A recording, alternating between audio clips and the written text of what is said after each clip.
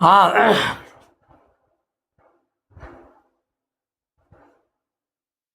हाँ देखिए प्यारे विद्यार्थियों, आज हम जो बात कर रहे हैं वो फ्रेमिंग एंड टैग क्वेश्चंस जो भी होते हैं उन्हें कुछ एक्सरसाइज के बारे में बात करते हैं कि एक्सरसाइज जो हम कैसे सॉल्व करते हैं, यानी कि प्रश्न जब दिए जाते हैं प्रश्नों को किस प्रकार से सॉल्व किया जाता है। और इससे पहले क्लासों में हम इस टॉपिक को पूरी तरह से पढ़ा चुके हैं और अब किस प्रकार से हमें सॉल्व करना है ये चीज़ देखेंगे। जैसे कुछ एग्जाम्पल देखते हैं तो देखना, जैसे यहाँ पर लिखा हुआ है एट क्वेश्चन टैग्स, यानी कि आपको ये क्या दिया गया है, स्टेटमेंट दिया गया है। ये जो स्टेटमेंट दिया गया है इस स्टेटमेंट को हम क्या करेंगे, इसके टैग लगाएंगे। तो जैसे यहाँ पर लिखा हुआ Mohan is going to Agra, तो समझ रहे हैं इन चीज़ों को। टैग हमेशा हेल्पिंग वर्ब पर लगता है। और दो बातें समझना कि अगर आपका ये समझने की बात यह है यहाँ पर, क्या अगर स्टेटमेंट आपका पॉजिटिव है, कैसा है, पॉजिटिव, तो हम टैग लगाते हैं कैसा, नेगेटिव। और अगर स्टेटमेंट आपका नेगेटिव होता है तो टैग लगता है पॉजिटिव। और टैग हमेशा हेल्पिंग वर्ब पर लगता है, ये चीज़ आपको ध्यान देनी है। तो जैसे यहाँ पर लिखा हुआ है Mohan is going to Agra, क्या लिखा हुआ है, Mohan is going to Agra, इसमें हेल्पिंग वर्ब क्या है, इज। और ये जो स्टेटमेंट दिया गया है आपको, ये स्टेटमेंट कैसा है, पॉजिटिव, और टैग बनेगा इसका नेगेटिव। और टैग बनता किसके साथ है, हेल्पिंग वर्ब के साथ। यानी कि ये जो पॉजिटिव है इज, इसमें नेगेटिव क्या लगेगा, नॉट, और इससे इसकी कॉन्ट्रैक्ट फॉर्म बनेगी क्या, एजेंट। क्या बनेगी, एजेंट।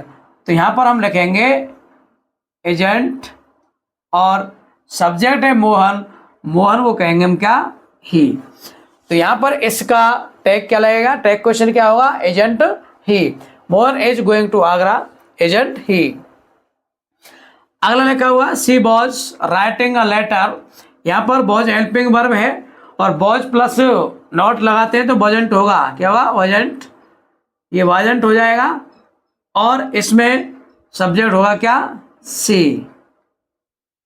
इसके बाद में दूसरा लिखा हुआ है, इसको गौर से देखेंगे, रमन विल टीच मैथ्स। तो यहाँ पर देखना, बिल की जो कॉन्ट्रैक्ट फॉर्म होती है, पॉजिटिव स्टेटमेंट है, और बिल की जो कॉन्ट्रैक्ट फॉर्म होती है, बिल प्लस नॉट को बिलंट नहीं कहते हैं, बिल प्लस नॉट क्या होता है, बॉन्ट होता है। जैसा कि मैंने आपको क्लास में पढ़ाई थी उसमें बताया था इस चीज़ें। तो बिल प्लस नॉट क्या होता है, बॉन्ट, क्या होगा, बॉन्ट। और यहाँ पर रमन है, ये कोई मेल है इसलिए हम ही लिख देंगे, बॉन्ट रमन और इंटरोगेशन मार्क। यहां पर लिखा हुआ है पवन एंड रमन, यानी कि दो सब्जेक्ट है, सब्जेक्ट प्लूरल है। हैव नॉट, स्टेटमेंट कैसा है आपका, नेगेटिव। स्टेटमेंट नेगेटिव हो तो कैसा बनेगा, पॉजिटिव, यानी कि हैव नॉट, इसमें नॉट हट जाएगा तो क्या बनेगा, हैव। केवल क्या लगाएंगे हम, हैव। और यहां पर सब्जेक्ट क्या है, प्लूरल। अगर एंड से कोई भी दो या दो से अधिक सब्जेक्ट अगर नाउन जोड़ते हैं या कोई भी प्रोनाउन जोड़ते हैं तो उसमें प्लूरल मानते हैं। और इसके लिए हम यूज करते हैं किसका, दे का। किसका करते हैं, दे का। यहां पर लिखा हुआ है, अगला एग्जांपल है मनीषा कुक्स फूड। क्या लिखा हुआ है, मनीषा कुक्स फूड, मनीषा कुक्स फूड। अब इसमें हम बता रहे हैं कि हेल्पिंग वर्ब के साथ में लगता है, लेकिन यहां पर हेल्पिंग वर्ब नहीं है। तो आपको क्या ध्यान देना, ध्यान देना कि अगर किसी सेंटेंस में हेल्पिंग वर्ब ना हो, क्या नहीं हो, हेल्पिंग वर्ब, हाँ, हेल्पिंग वर्ब ना हो तो उसका टैग के लिए हम हेल्पिंग वर्ब चाहिए होती है।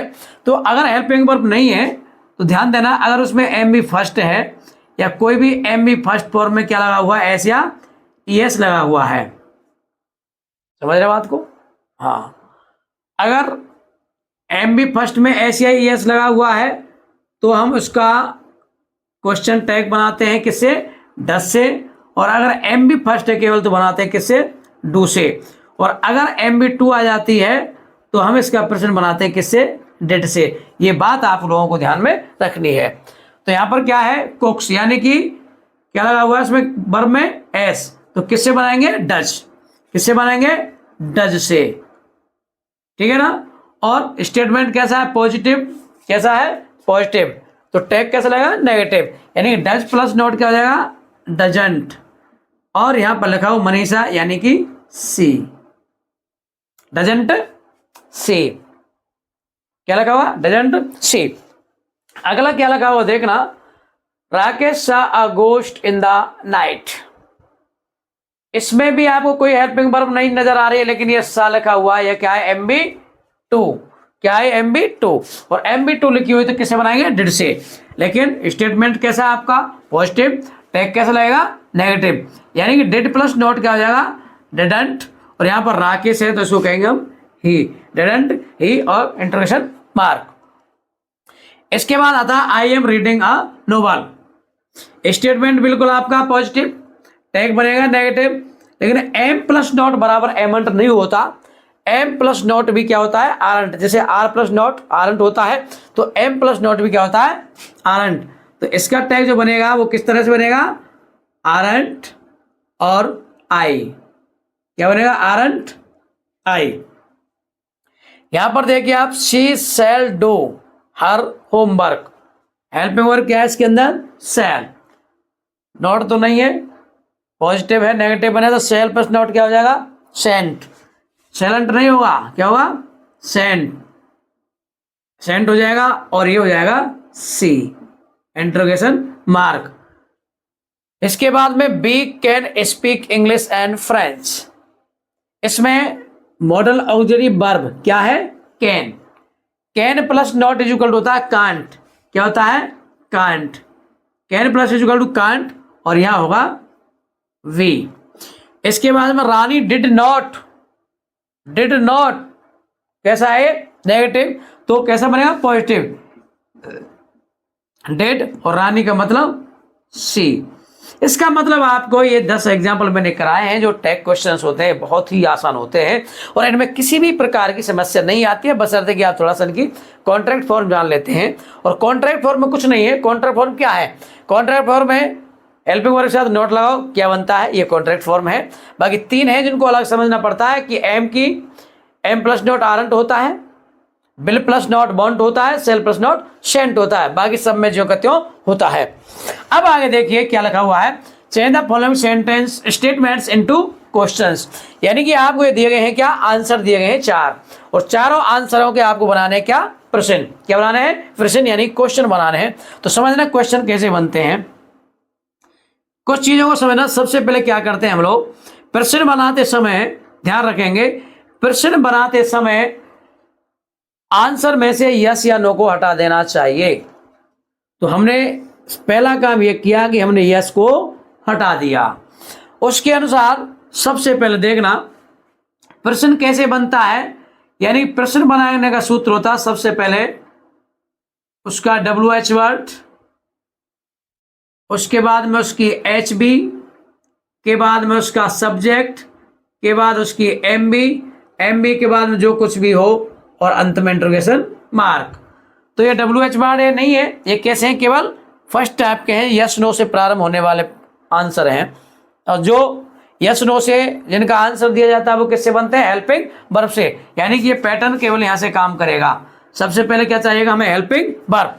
लेकिन देखिए इसमें हेल्पिंग वर्ब नहीं है, लेकिन अभी बता था क्या है, गो। और अभी भी बताया मैंने कि अगर एम भी फर्स्ट दिया गया है सब्जेक्ट को तुरंत बाद, तो किससे बनेगा प्रश्न, डू। किससे, डू। बी को चेंज कर देना, अगर आई दिया गया हो या बी दिया गया हो तो चेंज कर देना यू में, डू यू।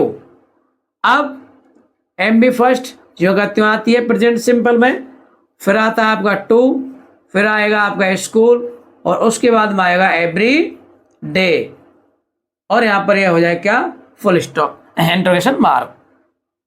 अगला एग्जांपल है yes Priya takes tea in the morning. Yes या नो में से हम यस को हटाएंगे। टेक्स लिखा हुआ है यानी कि डज से प्रश्न बनेगा। सबसे पहले क्या लिखेंगे हम लोग, डज। फिर सब्जेक्ट क्या है, प्रिया।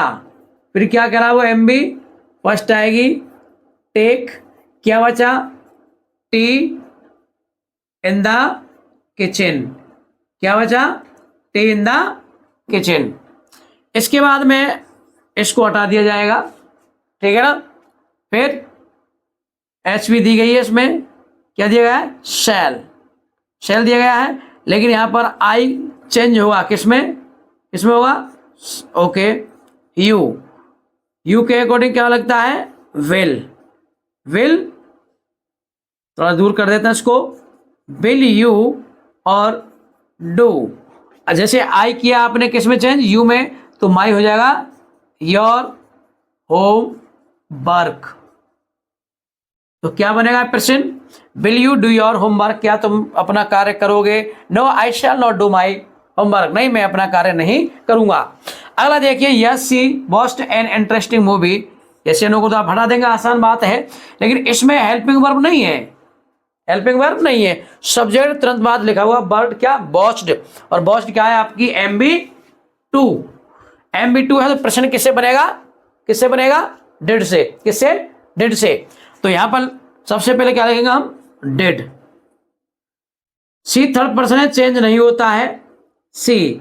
और आप जानते हैं पास्ट सिंपल का जब हम क्वेश्चन बनाते हैं तो MB2 के तरफ क्या आती है, MB first. Okay, watch an interesting क्या मूवी, और यहां होगा इंट्रोगेशन मार्क। तो इस तरह से आप इन चीजों को क्या करेंगे, एकदम से बिल्कुल सही तरह से बना लेंगे। उम्मीद कर रहा हूं कि आपकी समझ में ये सारी बात आई होंगी, और अगर ये बात आपकी समझ में अच्छी तरह से आ गई है ना, तो मैं मानता हूं कि बोर्ड में आपका कोई भी क्वेश्चन नहीं रह सकता, किसी भी एग्जाम में आपका कोई प्रश्न का कोई भी एक भी प्रश्न नहीं रहेगा। बाकी यहाँ से अगले कुछ एक्सरसाइज देखने के लिए आप क्लास 2 पर एक्सरसाइज क्लास 2 पर कंटिन्यूस जारी रखेंगे। ओके, धन्यवाद।